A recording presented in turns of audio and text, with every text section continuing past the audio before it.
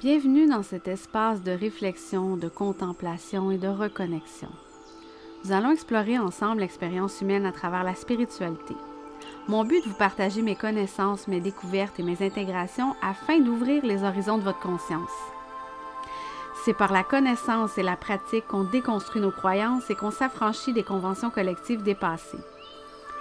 J'ai envie de questionner les structures traditionnelles du patriarcat et de revisiter la sagesse ancestrale oubliée afin d'amener une perspective nouvelle et adaptée à notre réalité d'aujourd'hui pour vivre de manière authentique et souveraine. Je m'appelle Émilie et bienvenue dans le podcast Mystique Rebelle.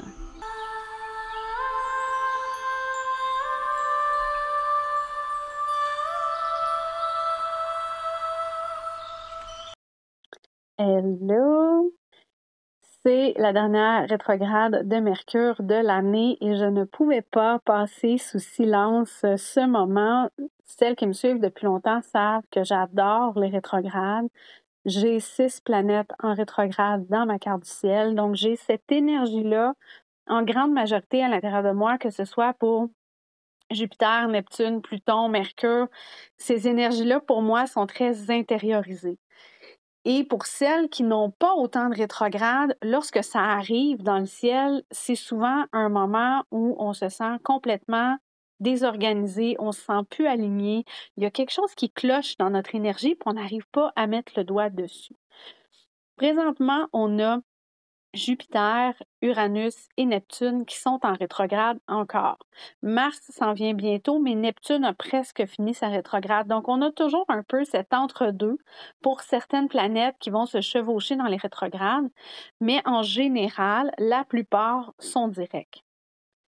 Cette rétrograde-là de Mercure, c'est l'occasion de prendre un moment pour réaligner, pour nous réaligner personnellement avec l'intention de laisser de l'espace à tout ce qui se passe dans notre tête avant de faire le saut pour 2025.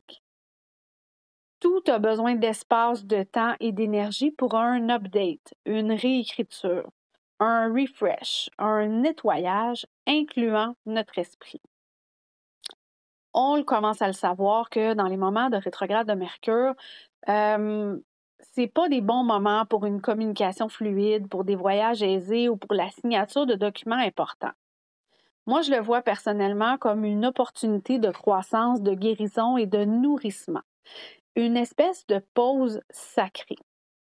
Sous le signe du Sagittaire, connu comme le chercheur du zodiaque, gouverné par Jupiter et l'élément du feu, on est invité à regarder à l'intérieur de nous.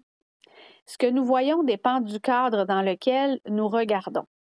Comme étudiants de la vie et explorateurs de la vérité, nous révisons nos croyances, nous créons un espace pour une plus grande vérité et nous réécrivons nos propres récits et idées. Il est temps d'explorer ce que nous voulons, ce que nous envisageons et ce que nous croyons possible. C'est aussi l'occasion d'explorer notre rapport à l'espoir et notre confiance en quelque chose de plus grand. En faisant ça, on vient créer de l'espace pour notre intuition, pour la connaissance de notre corps et pour nos instincts. On leur laisse de la place pour s'exprimer. Alors que le Sagittaire vit dans une perspective élargie, en réfléchissant aux grandes vérités de la vie, cette rétrograde nous amène à prendre du recul et à examiner les types de perspectives qui continuent à soutenir et à façonner toutes les autres pensées et croyances qu'on porte. Alors que nous reconnectons à cet espace, laissez-le parler de quelque part qui a toujours été vivant à l'intérieur de vous, plutôt que d'apprendre et de penser à l'extérieur. Pour le Sagittaire, c'est le genre de sagesse qui vit au-delà du mental. Ça vient d'une perspective encore plus élevée, d'une vérité plus profonde et de notre lien unique avec la vérité elle-même. C'est le moment idéal pour tenir un journal, pour réfléchir en profondeur, pour se reconnecter à la connaissance intuitive, pour créer un espace avant de parler et d'observer d'où viennent les mots en premier. C'est aussi un bon moment pour créer des limites avec l'afflux constant d'informations du monde extérieur. Parce que quand on se permet d'éliminer le bruit, on commence à vraiment nous accorder à ce qui est réel pour nous, à ce qui fait du sens. Donc, cette rétrograde-là, c'est vraiment ça. Elle est où la vérité à l'intérieur de toi? C'est quoi ta propre vérité à toi? Et j'ai envie de vous donner quelques dates pour terminer, parce que une rétrograde, c'est souvent plusieurs phases. Donc, le 26 novembre, on a le début de la rétrograde à 22 degrés du Sagittaire, mais on peut déjà sentir cette énergie-là depuis le début du week-end. Mercure est une étoile du soir à ce moment-là et elle s'apprête à passer entre la Terre et le Soleil. Donc, c'est de ramener à la maison la connaissance de l'expérience. C'est vraiment une phase de réflexion et d'introspection attentive. On peut dire qu'on est en contemplation de notre monde intérieur.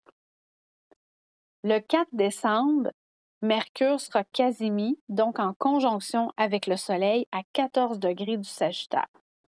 Ça marque un temps de repos et de récupération qui permet à l'inconscient de travailler.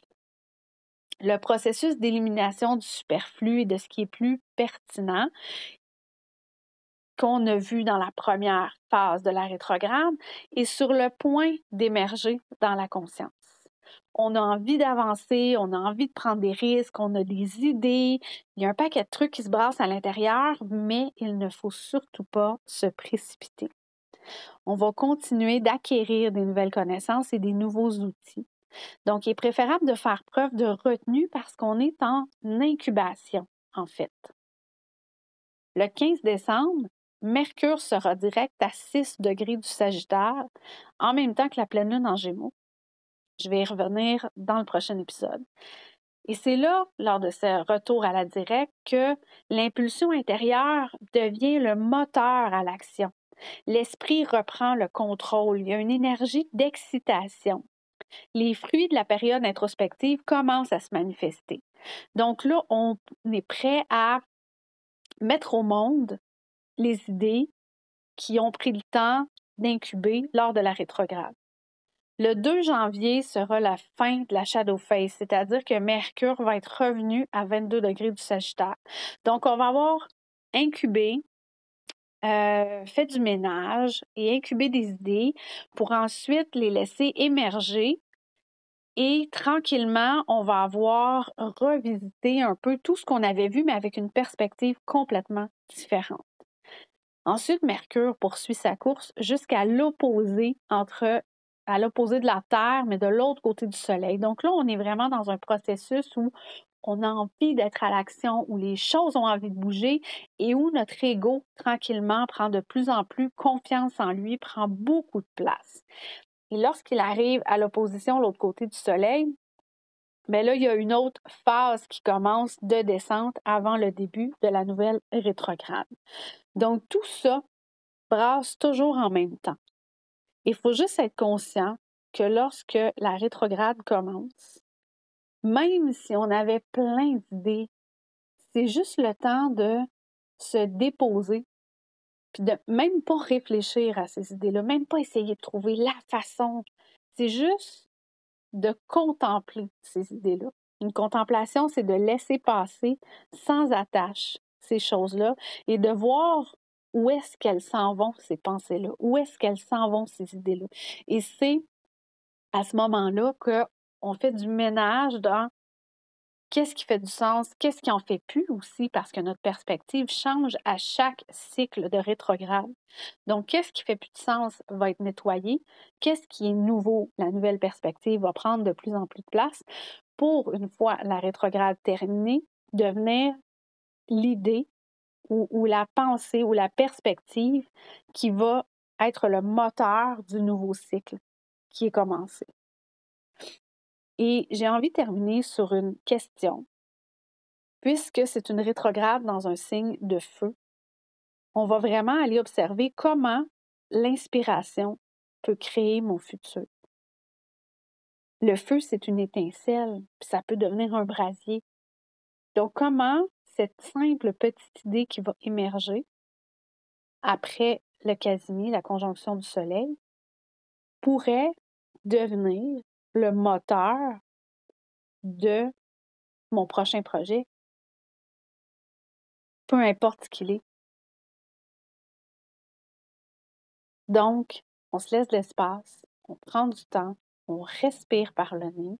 Oui, Mercure rétrograde again and again and again, mais c'est pas le temps de juste, c'est pas le temps de faire place à la frustration, c'est pas le temps, c'est une limite intérieure qui nous ouvre des nouveaux horizons.